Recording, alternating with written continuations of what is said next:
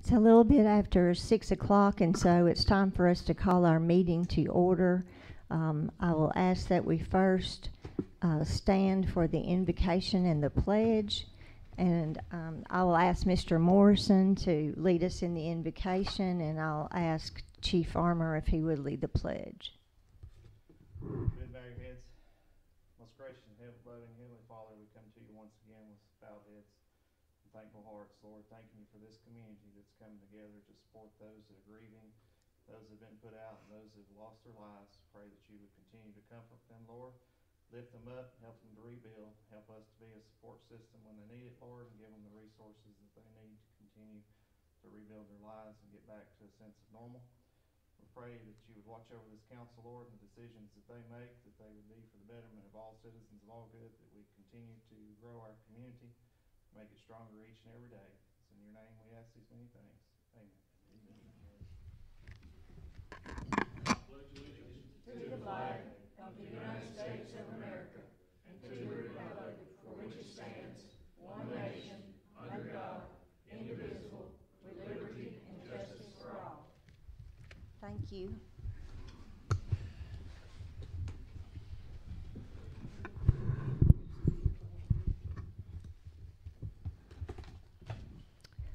Ms. Flatt, would you call the roll, please?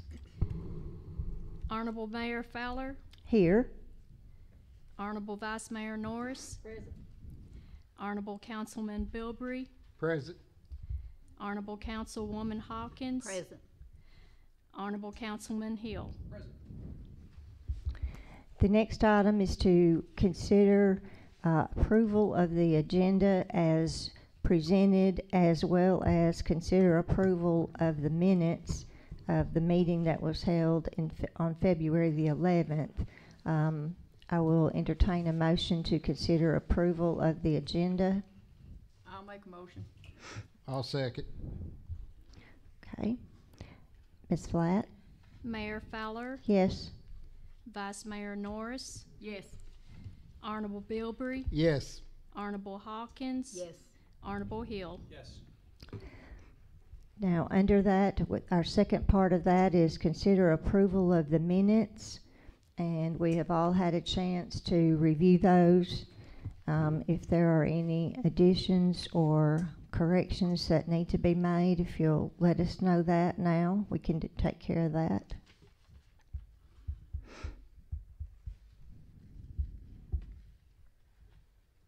Okay. I was absent the last meeting, and so I will abstain from the vote, as I do not know if these are correct or not, but I trust my fellow council people will know. So, Ms. Flatt, if you'll call the roll. Vice Mayor Norris. Yes. Honorable Bilbrey. Yes. Honorable Hawkins. Yes. Honorable Hill. Yes. Okay.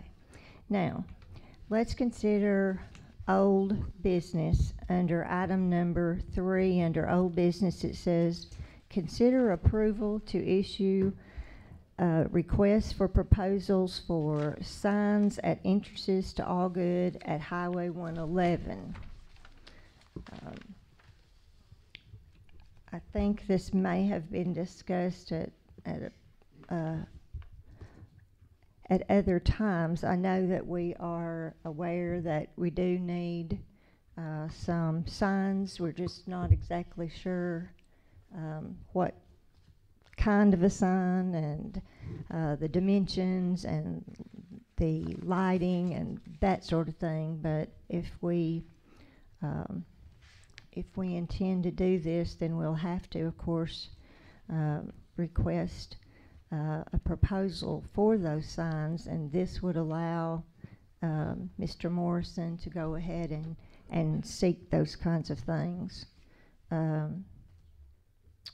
Does anybody have any questions or have a feeling about it?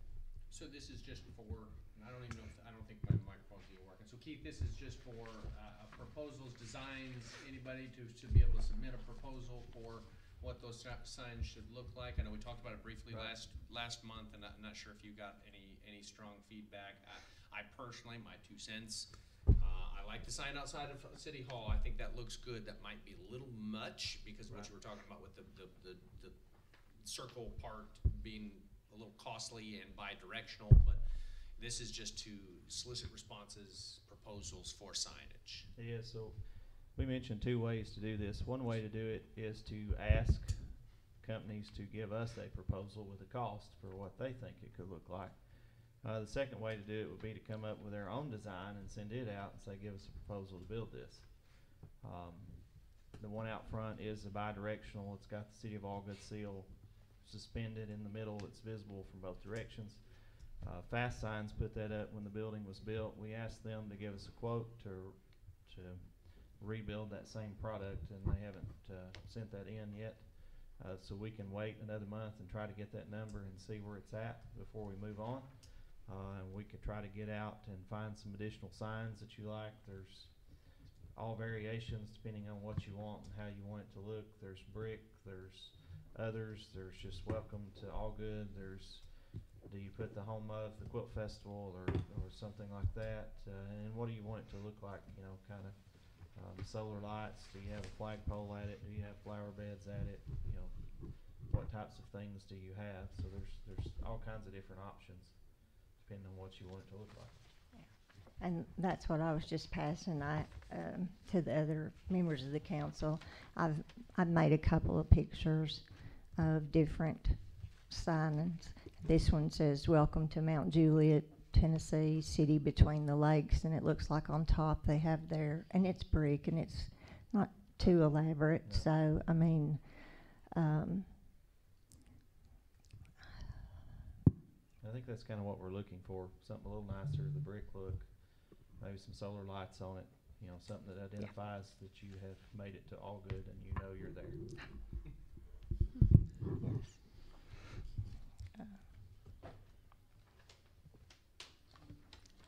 Well, I think we need to probably go ahead and ask for proposals. I mean, Don't hurt it. because, you know, the sooner we get started, the better. And if we ask for them to submit something rather than we go at it with a formatted design, we may come up with something that we like better. So you just never know. So I would go ahead and make a motion that we approve to issue a request for proposal for the signs at the entrances to Allgood at Highway 111. Do I have a second? I'll second. Any discussion? Ms. Blatt? Mayor Fowler, Yes. Vice Mayor Norris, Yes. Honorable Bilbrey, Yes. Honorable Hawkins. Honorable Hill. Yes.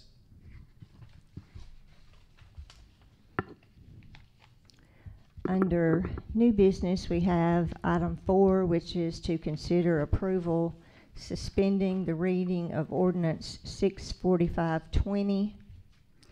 That is a proposed ordinance that would change the zoning classification on one of our streets, well, in between two of our streets.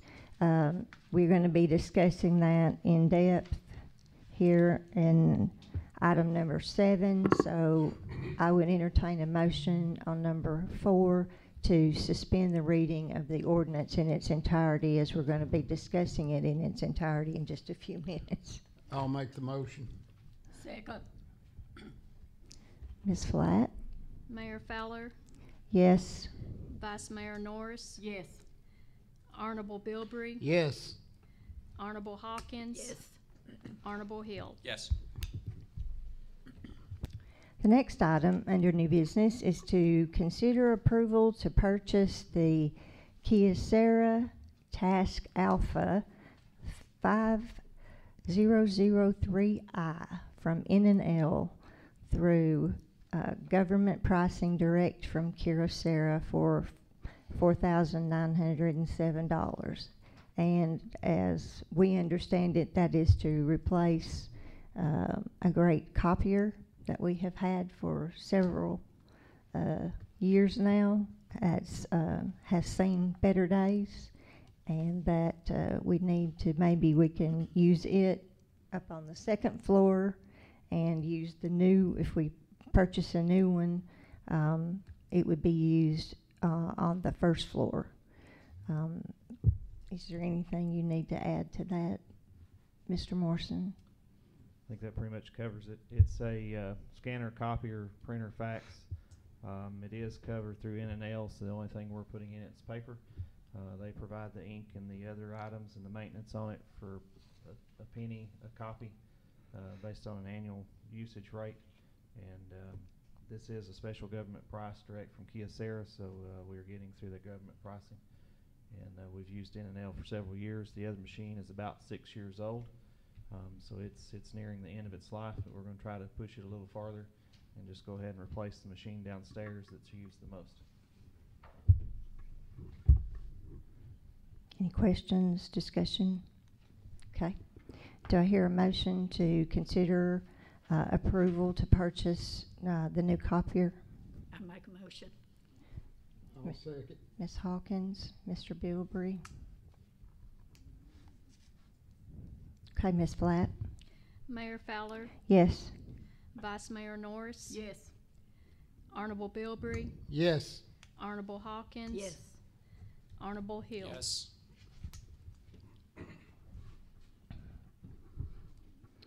Next item is to consider approval of the statement submitted by Carr, Riggs and Ingram for the fiscal year 20 audit in the amount of $18,000.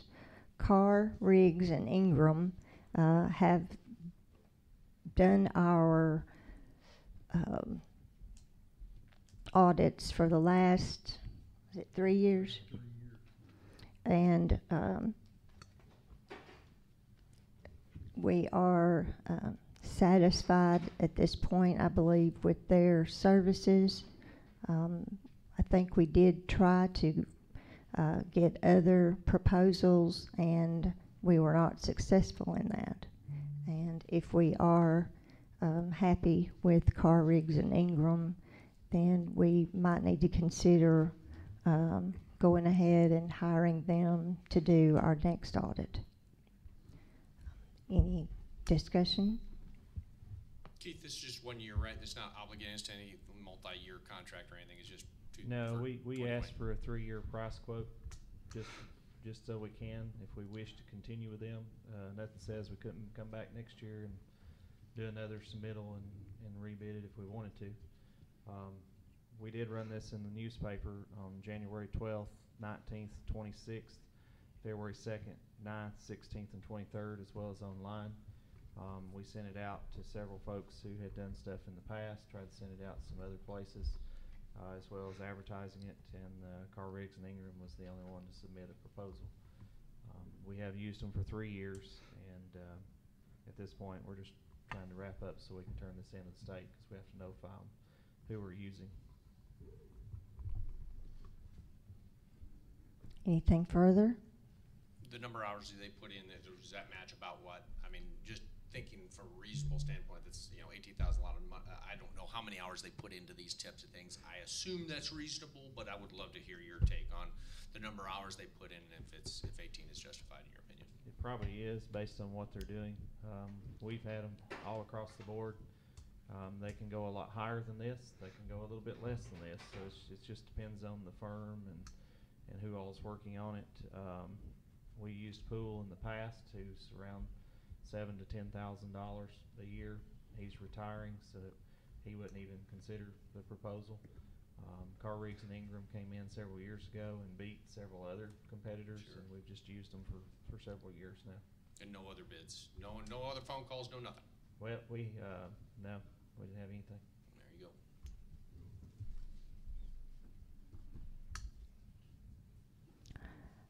All right.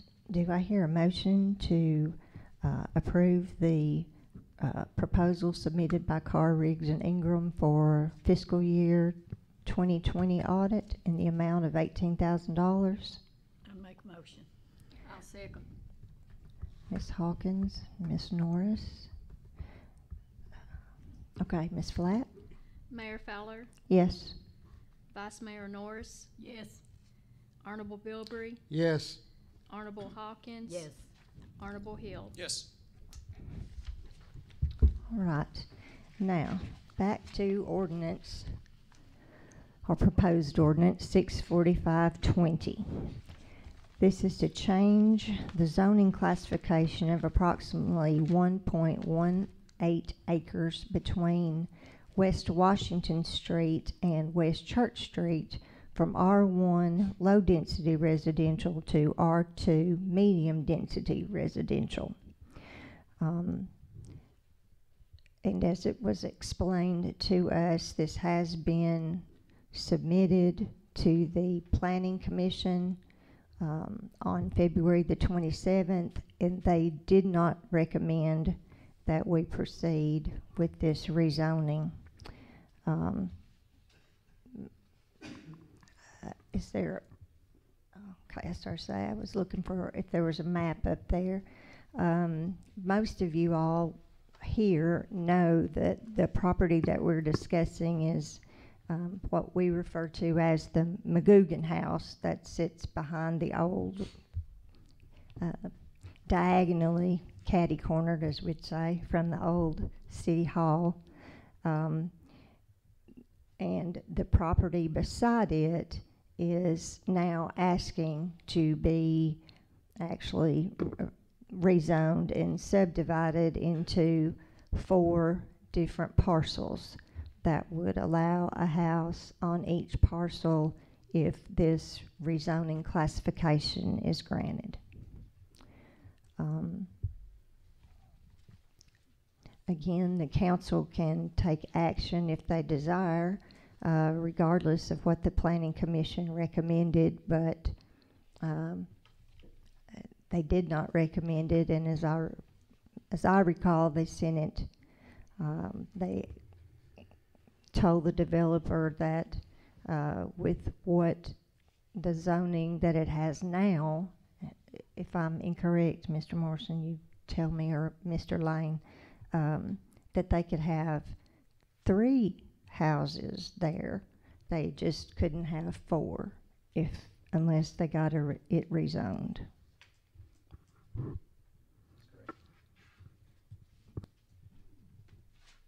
Currently, the property is between West Church Street and West Washington. It would be identified further at 64 West Church Street. It's currently zoned R1. To get 4 lots, they have to have the lots running around 12,700 to just over 13,000 square feet, which does not meet the R1 zoning requirement. In order for those to have those size lots, it would have to be rezoned to R2 to get 4 lots. If it remains in the R1 zone, they would have to cut back to 3 lots to meet the minimum lot requirement.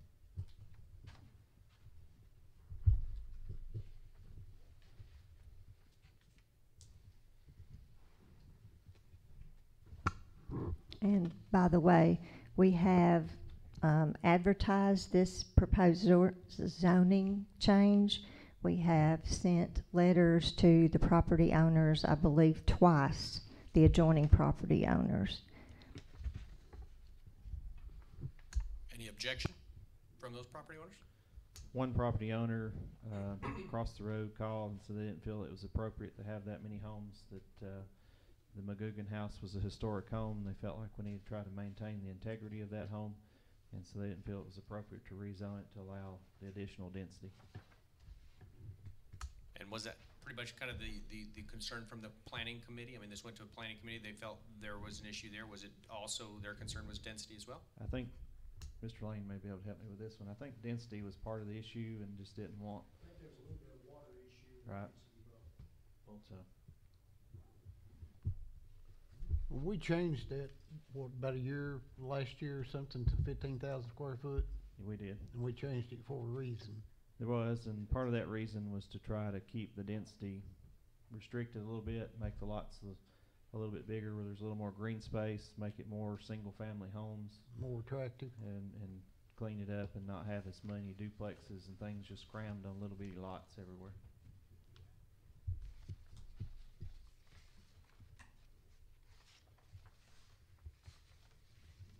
This is first reading, so if you do not pass it tonight, it will not go to public hearing.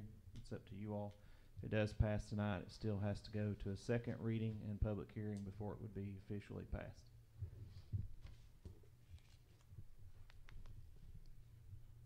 I make a motion to deny it.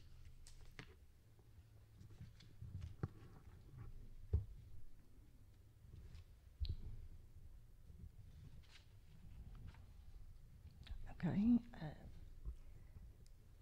Do we have a, I don't know if we can make a motion to deny it. It could just, if there's no emotion to approve it, then we just, it doesn't, yeah, I think it's just a no action. It could fail if it's not moved. Okay. Or just either withdraw or just nobody seconds it. Yeah. Either. Do we have a second? Motion fails for lack of second.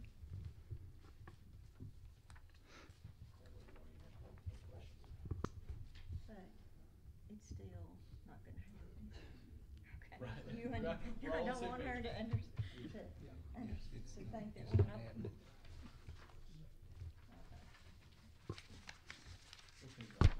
Either way, that's when it's the same outcome.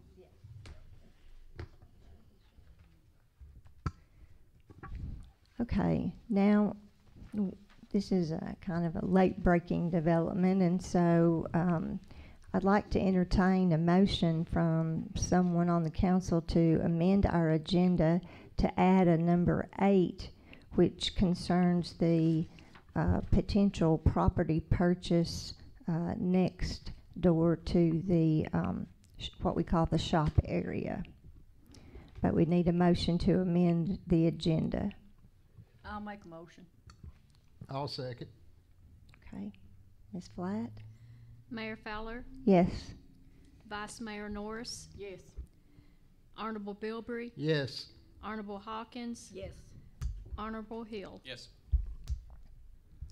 Okay, we can amend the agenda to add that item, and Mr. Morrison, do you want to tell us more about it? We've been dealing with a property owner that's next door to the shop. The shop's located at 228 Brewer Street. The property owner is Fred Brown and his family, who have property on 2nd Avenue North that borders the shop on the back side. Mr. Brown had a field that went off down behind his house that runs along the adjoining property that we own. The family had represented to us several months ago that they were interested in selling that, and we've went back and forth with them, and they finally reached out today with a reasonable negotiated price to Mr. Jones that the approximately 2.1 acres that borders the shop property, they would cut that off and subdivide it and sell it to us for $27,500 for that just over 2 acre piece that would add the additional space to the shop.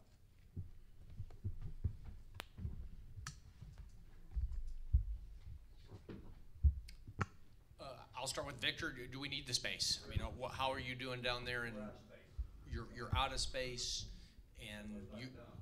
But it's so tied up down there, you know, it's just, there's no expanding room there. If not, we're gonna have to move someday. So, you know, the land's available right now the time to do it. And does this keep us from having to move later in life? I think so. I don't have any others. Yeah, don't have any question.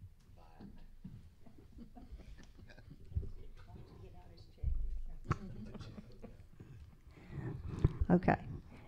Without any more discussion or questions, I would entertain a motion to go ahead and purchase this property, the 2.1 acres that borders our shop area over on Brewer Street for the price of $27,500. I'll make the motion. I'll second. All right, motion and a second. So, Ms. Flatt? Mayor Fowler, Yes. Vice Mayor Norris, Yes. Honorable Bilbrey, Yes. Honorable Hawkins, Yes. Honorable Hill. Yes. Now I'll turn it over to Mr. Morrison and our department heads if he has anything extra to add. We have 2 dates we want to share. One is March 21st from 10 to 2 is National Quilting Day. The Friends of White Plains and the Quilt Festival Board will be hosting a special event at the White Plains home where they will have quilting demonstrations and questions and all kinds of things going on for people to go in and tour the house as a special exhibit for National Quilting Day. Second, April the 4th from 11 to 2, we will be at the house as the City of Allgood, handing out bags of Easter egg and candy to children that come through, as well as First National Bank will be hosting pictures with the Easter Bunny free of charge, so there's no charge for that event. And so from 11 to 2 on April the 4th, we'll have an Easter event sponsored by City of Allgood and First National Bank. Department heads, did you have anything?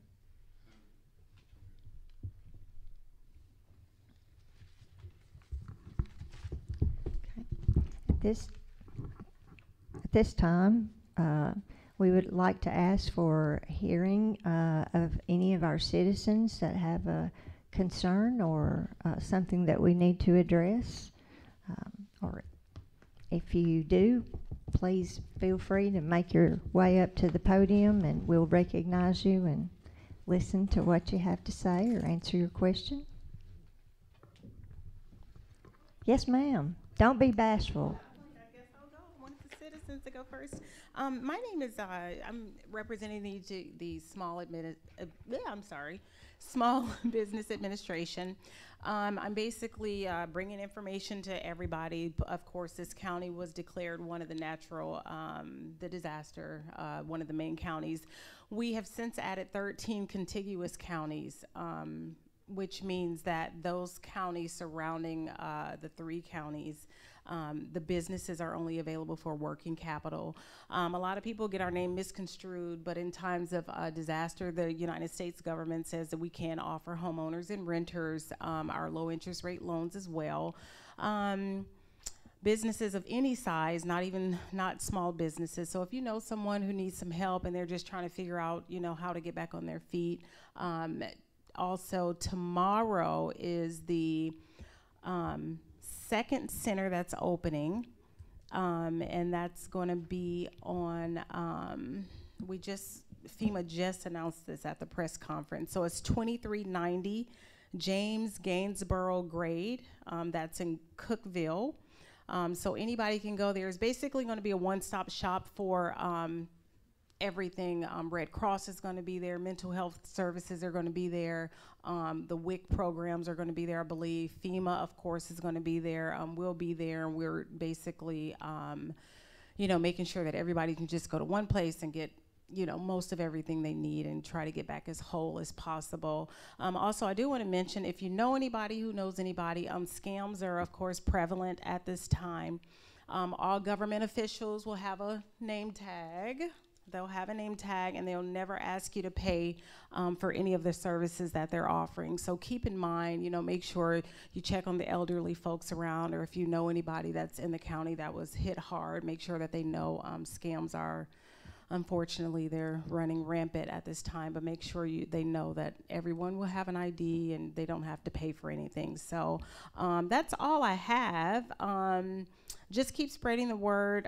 Register with FEMA. If you get a denial letter, or if you know somebody that gets a denial letter, read that letter all the way through, because it may be a number that they transposed or something like that. It may just be something that they need more information about, and then FEMA will then put them in a circle to Small Business Administration. And the only way that they can get emergency help from FEMA if they were denied the first time is if they do come through our agency. So, all right, I just wanted to bring that.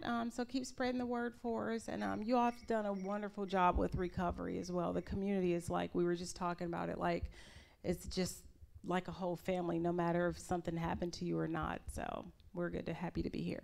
Thank you. Thank you. And let me ask a question. How long are you going to be here? Well, or do we know at this point? We don't know. It's just basically continuing. Okay. So when we get the word from Washington D.C., the government, then we'll know. But right now, it's just it was declared last.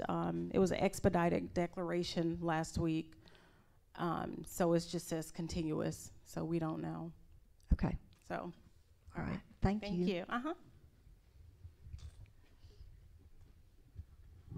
Just so you know, All Good Lions Club, along with All Good, International Lions Club, has given us $10,000 to buy glasses for people that need glasses that went through the storms this last week.